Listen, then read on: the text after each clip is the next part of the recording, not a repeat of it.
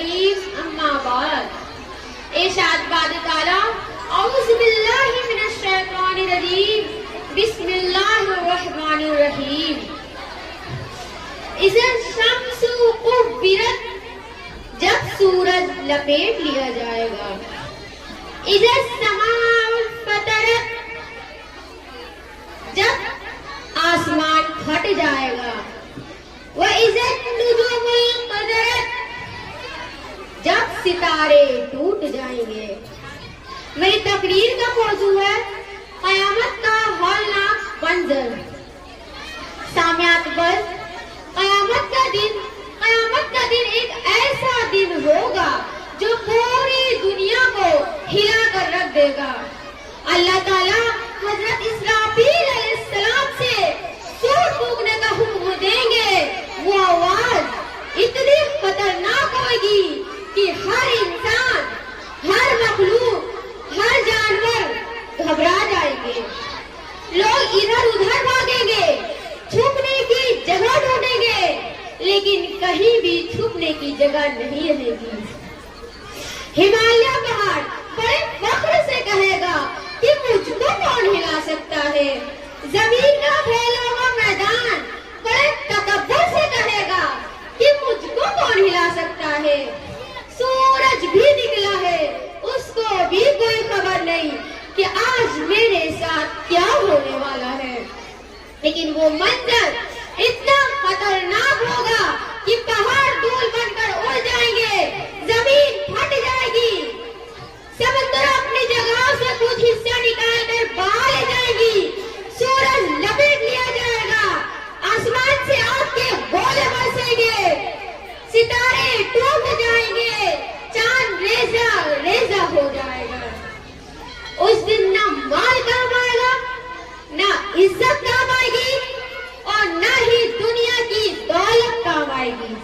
صرف وہی لوگ کام آئیں گے جو اس دن کی پہلے سے تیاری کر رہے ہوں گے. اولاد ماں کو بھول جائے گی، ماں اولاد کو بھول جائیں گے.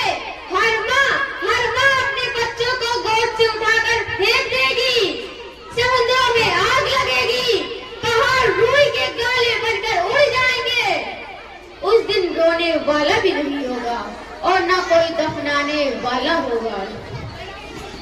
آسمان اور چاند پھٹ جائیں گے. اس دن جن بھی مریں گے اور انسان بھی مریں گے. صاف طرف لاشیں ہی لاشیں ہوں گی. پھر ساتوں آسمان کے فرشتے کو بھی موت آ جائے گی.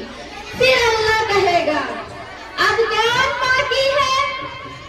تو ملک الموت کہیں گے، یعنی کہ موت کا فرشتہ کہے گا یا اللہ صرف 4 فرشتے باقی ہیں. میکائیل، جبرائیل اور اسرائیل باقی ہیں. اللہ کہے گا میکائیل اور جبرائیل کو موت آ جائے تو اس پہ اللہ کا عرش کہے گا یا اللہ میکائیل کو تو بچا لے، یا اللہ میکائیل اور جبرائیل کو تو بچا لے. اللہ کہے گا خاموش رہو، میرے عرش کے نیچے موت ہی موت ہے. پھر اللہ کہے گا اب کون باقی ہے؟ تو ملک الموت کہیں گے یا اللہ اب تو صرف اسرائیل اور اسرافیل باقی ہے. اللہ کہے گا اسرائیل کو موت آ جائے، اسرائیل علیہ السلام کو بھی موت آ جائے گی. پھر اللہ کہے گا اب کون باقی؟ اسرافیل علیہ السلام کہیں گے یا اللہ اب تو صرف میں ہی باقی ہوں. اللہ کہے گا اسرافیل کو بھی موت آ جائے. اسرافیل علیہ السلام کو بھی موت آ جائے گی. ان کے ہاتھ سے سور گر کر اللہ کے آگے جا کر گر جائے گا. پھر اللہ کہے گا کوئی ہے میرا شریک تو آؤ، کوئی ہے میرا شریک تو آؤ. پھر اللہ تعالیٰ زمین و آسمان کو ایک جھٹکا دے گا اور کہے گا این الملک، بادشاہ کدھر ہے؟ این الجبار، وہ ظالم کدھر ہے؟ این المتکبرون،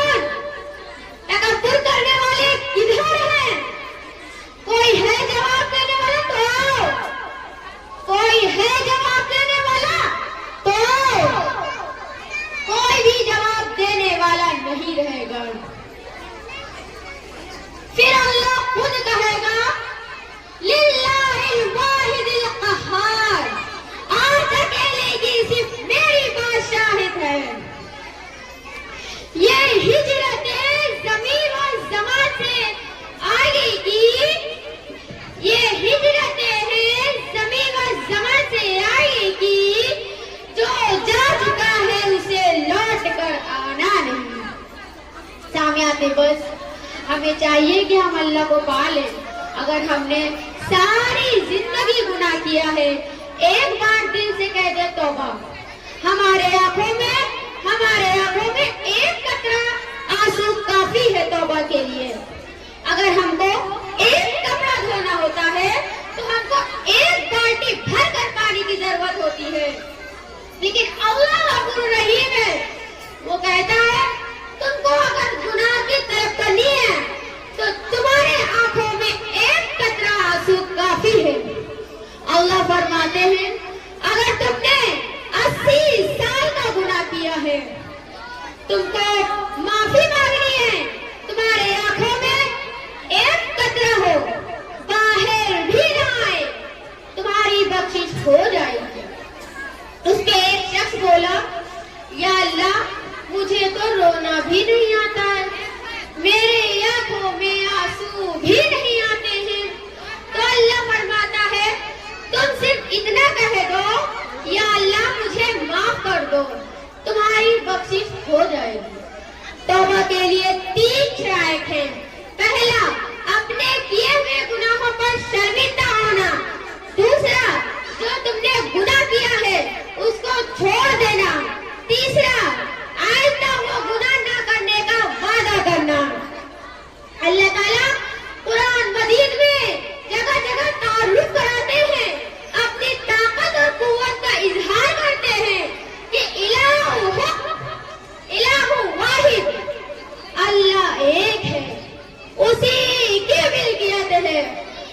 لہ الملک السماوات والارض، جو زمین و آسمان میں ہے اسی کی ملکیت ہے.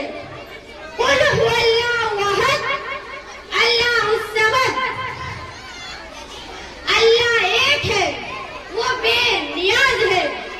لم یلد ولم یولد، نہ ہی اس نے کسی کو پیدا کیا ہے اور نہ ہی اس کو کسی نے پیدا کیا ہے.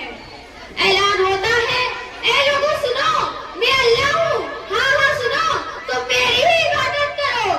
زمین و آسمان کو بنانے والا میں ہوں، سورج کو چمکانے والا میں ہوں، ستاروں کو چمکانے والا میں ہوں. ہاں ہاں سنو روزی میں دیتا ہوں، آرام تکلیف میں دیتا ہوں، حاجت مرادوں کو میں پورا کرتا ہوں، موت زندگی میں دیتا ہوں، بگڑی بھی میں ہی بناتا ہوں، نفع نقصان بھی میں ہی دیتا ہوں. لہذا پورے کائنات کا مالک وہی ہے. اس لیے سامعاتی بات سنو، غور کرو، اللہ کو ایک مانو، اس کے آگے اپنی پیشانی کو جھکاؤ، اس کی ذات اور صفات میں کسی کو شریک نہ کرو، اس کی ذات اور صفات پر یقین رکھو اور حضور صلی اللہ علیہ وسلم کی نبوت کو تسلیم کرو اور آپ کی اتباع کو لازم کرو اور نبی کریم صلی اللہ علیہ وسلم کے بتائے ہوئے طریقے میں چلو. لا الہ الا اللہ محمد رسول اللہ، اس کلمے میں ہی ہم سب کی کامیابی کا راز ہے. زمین مشرق سے مغرب تک برابر صاف ہوئے گی، زمین مشرق سے مغرب تک برابر صاف ہوگی، ستارے ٹوٹ جائیں گے، زمین پہ زلزلہ ہوگا. نہ اس دن باپ بیٹے کا، نہ بیٹا باپ کا ہوگا. نہ اس دن باپ بیٹے کا، نہ بیٹا باپ کا ہوگا. وہ ایسا وقت ہوگا بھائی بھائی سے جدا ہوگا. آخری میں